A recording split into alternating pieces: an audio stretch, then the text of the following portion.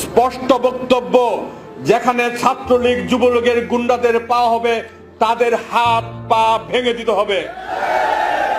BNP পরিবারের কোন নেতা কর্মীর গায়ে যদি হাত তোলা হয়, চোখ তুলে তাকানো হয়, সেই চোখকে উপড়ে ফেলার জন্য আমরা প্রস্তুত ইনশাআল্লাহ। প্রত্যেকটি নেতা কর্মীর গায়ে কিন্তু আঘাত লেগেছে।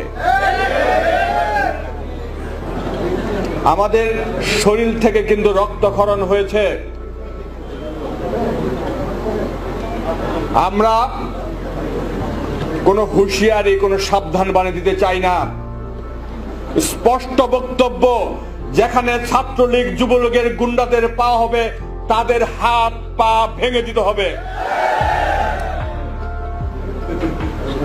কোন বাহিনীতে, কোন আইন শৃঙ্খলা বাহিনী, কোন মুজিব বাহিনী মুজিব কোডের ভয় দেখে লাভ নাই।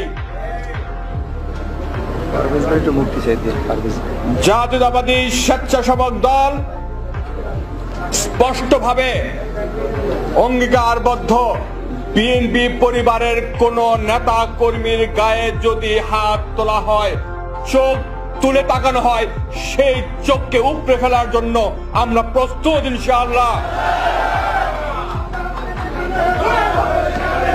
আমাদের লড়াই চলছে, লড়াই চলবে। আমরা এই নক্কারজনক হামলা নিন্দার জবাব তিতুমির যেমনি বাঁশের লাঠি হাতে নিয়ে যুদ্ধ করেছিলেন 1971 সনে, আমাদের বীর মুক্তিযোদ্ধারা কিন্তু সেই 303 রাইফেল হাতেই কিন্তু যুদ্ধ করে দেশ স্বাধীন করেছিলেন। আমরা প্রয়োজনে যে হাতিয়ার আমাদের নিতে হয় স্বাধীনতার সার্বভৌমত্ব এবং নির্যাতনের মোকাবেলা করার জন্য, আমরা পিছিয়ে পড়ব না ইনশাআল্লাহ।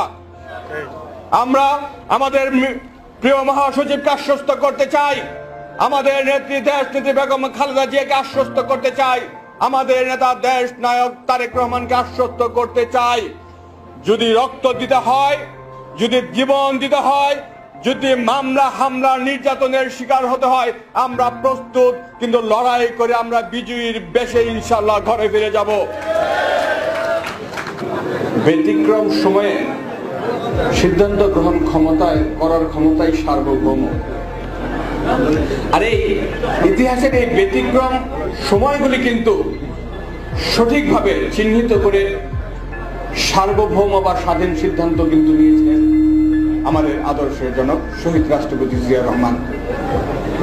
যেমনি ভাবে ক্যাম্প রণাঙ্গনে জিয়া রহমান